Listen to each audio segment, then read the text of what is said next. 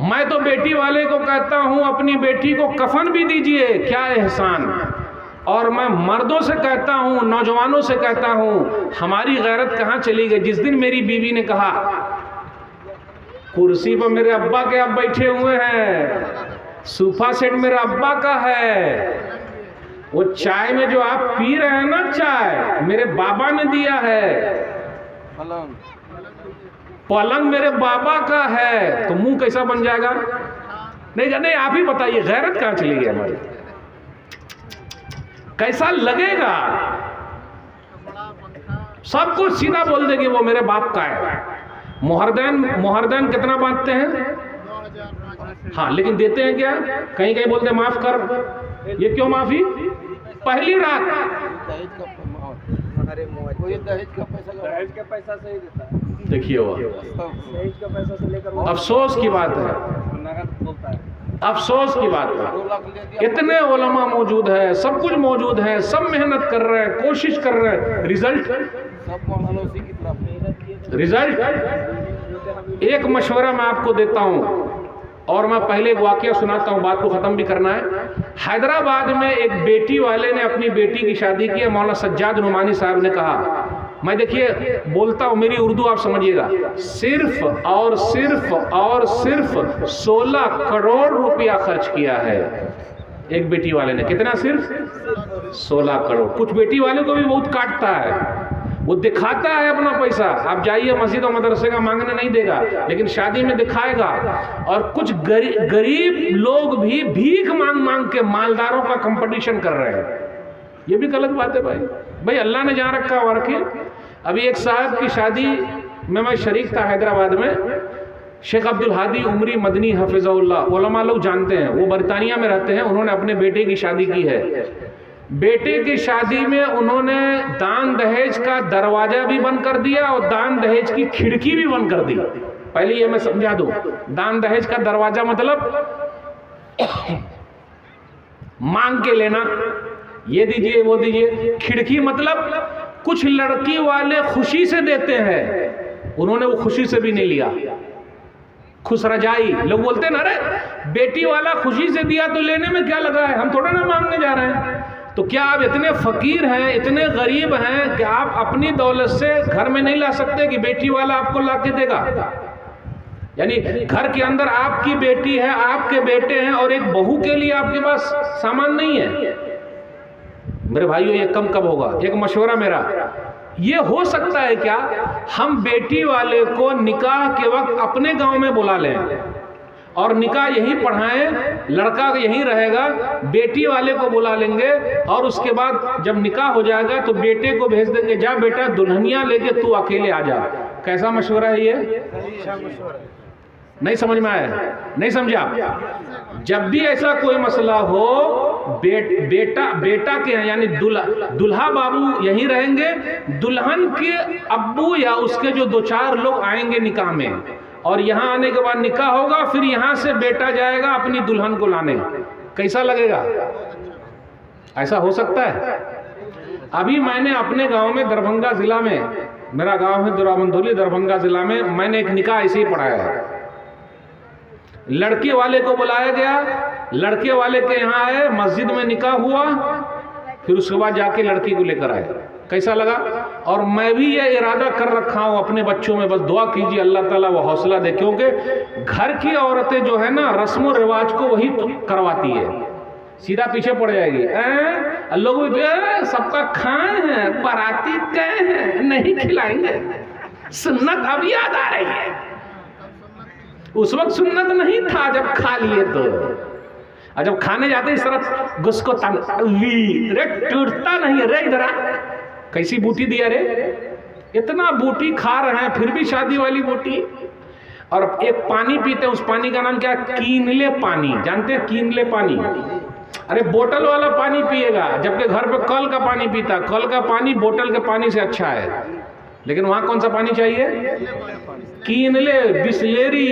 फिर उसके बाद पता है आपको, ठंडा, और आधा खाएगा आधा छोड़ देगा। और अगर प्लेट साफ कर लिया तो इसका मतलब ये मूली साहब है, प्लेट साफ करके खाए। सही है, अच्छा लग रहा है। आपको पता है वो सूद का पैसा हो सकता है, बेचारा भीख मांग के लाया होगा।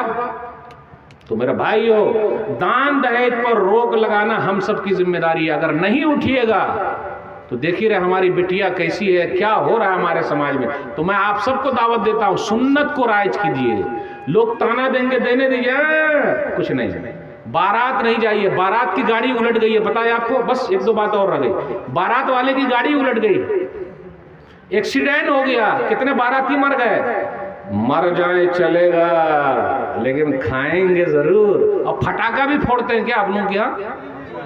होता कहीं कहीं हो रहा, डीजे भी बजता है। अच्छा, डीजे भी बज रहा है खूब, रंग भी लग रहा है, डीजे भी बज रहा है, फटाका भी फूट रहा है, हल्दी भी लगा रहा है, घर हल्दी भी लग रहा है। और हल्दी कौन भाभी आके लगाती है, ऊपर नीचे सब जगह लगा देती है। हाँ, मौली साहब खोल के बोले, देखो मौली साहब खोल के, सही बोल रहा हूँ शेख, ऊपर नीचे हर जगह लगा देते हैं। भाभी लगा रही है, काहे भाभी काहे लगाएगी? हल्दी काहे लगाए? अब औरत है का? दुल्हा बाबू को हल्दी मेहंदी काहे लगेगी भाई?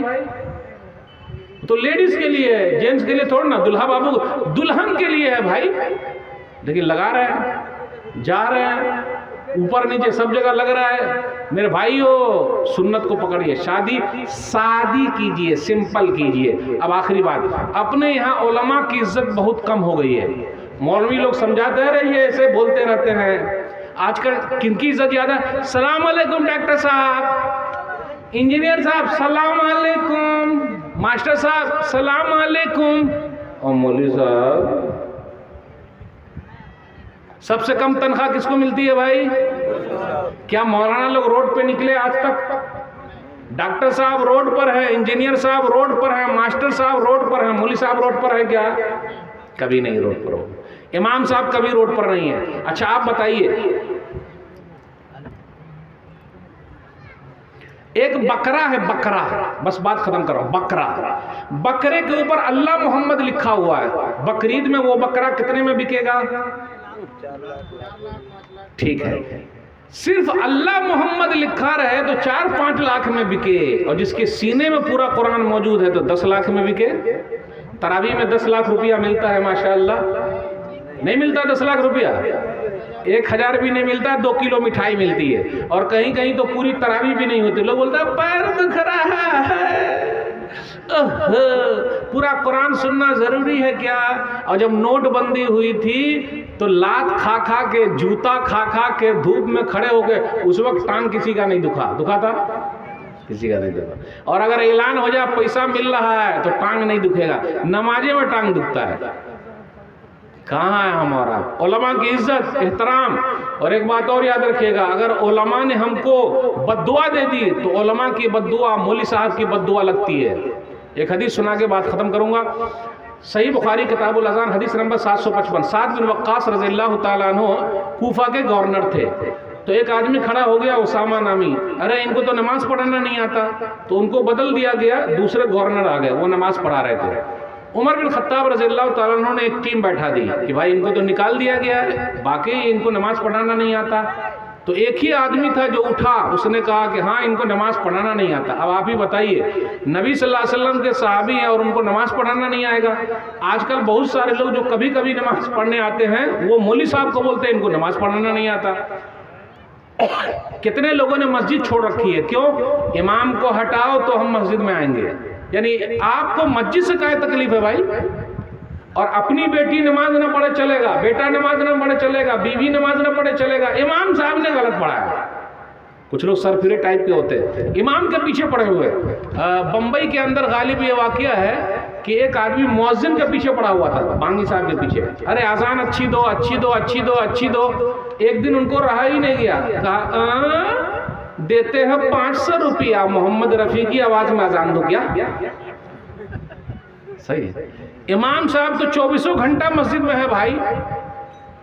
तो आखिर एक ही आदमी था, वो खड़ा हो गया, तो ये भी खड़े हो गए। इनकी दुआ कबूल होती थी। साद बिन वक्कास रज़ियल्लाहु ताला ने कहा, ऐ अल्लाह ये आदमी झूठा है, ये खड़ा हो गया है, इसकी फ़कीरी बढ़ा दे, ऐ अल्लाह इसको फितने में डाल दे, गरीब बना दे, चंद दिनों के बाद क्या हुआ, उस इमाम साहब की बद्दुआ इसको लग गई। साहब ने देखा वो बूढ़ा हो गया, ये भौं के बाल अंदर घुस गए और रोड पर वो लड़कियों को छेड़ता था और कहता था मुझे साथ की बद्दुआ लग गई है। अगर आप लोगों ने भी किसी इमाम साहब से, मुअज्जिन साहब से, किसी मौलवी साहब से झगड़ा किया तो तौबा कर लीजिए, अगर वो बद्दुआ दे देंगे तो आप कहीं के नहीं बचेंगे। अब आखिरी बात, माशाअल्लाह आपका ये जलसा, मैं एक चीज़ हमेशा कहता हूँ कि अल्हम्दुलिल्लाह झारखंड, बंगाल का कुछ इलाका, बिहार के कुछ इलाके बड़े अच्छे हैं। इन्हीं लोगों की मदद से ये मदरसे चल रहे हैं, इन्हीं लोगों के सदका और खैरात से चल रहे हैं। जो आप लोगों ने दिया है, अल्लाह ताला आपके माल में बरकत दे, उम्र में बरकत दे और हमेशा देने वाला बनाए रखे। अब भी बड़ा अच्छा मौका है, याद रखिएगा, हम और आप जो सदका और खैरात करते हैं बुरी मौत से बच जाते हैं। सदका व खैरात करना बुरी मौत से बचाता है। सुनन तिरमिज़ी की हदीस वयतफ़ा मीततस्सू, इसलिए सदका व खैरात करते रहिए। जो कोई भाई अब तक नहीं दिए हैं, ये मदरसा आपका मदरसा। मैं आपसे पूछता हूँ, अगर मदरसे नहीं होंगे, मस्जिदें नहीं होंगी तो हम मुसलमान नहीं बचेंगे। इन मदरसों की वजह से हम मुसलमान हैं।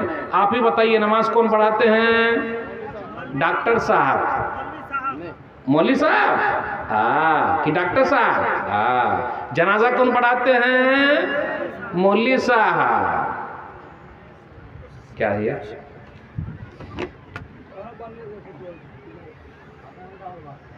नहीं, खांसी आ गई अब तो खत्म, समझिए आप। मौलवी साहब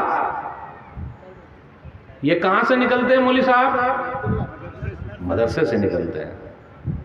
अगर मौलवी साहब ना हो तो जनाजे की नमाज कौन पढ़ाएंगे? कोई भी नहीं। बउआ सबको अलिफ बाता सा कौन पढ़ाएंगे? कोई भी नहीं, छोटे बच्चे। तो ये मदरसे, ये मस्जिदें हमारे दीन की हिफाजत के किले हैं। इसलिए मेरे भाइयों, अपने मदरसों की हिफाजत आपको खुद करनी है, मस्जिदों की हिफाजत आपको खुद करनी है, कोई दूसरा नहीं करेगा। आप लोग काबिल मुबारकबाद है। मैंने कई जगह पे कहा है कि ये इलाका ऐसा है कि आज भी अल्हम्दुलिल्लाह दीन के नाम पर, मस्जिद और मदरसे के नाम पर लोग हेल्प करने में आगे आगे हैं। अल्लाह आपके माल में बरकत दे, उम्र में बरकत दे और हमेशा देने वाला बनाए रखे। आमीन।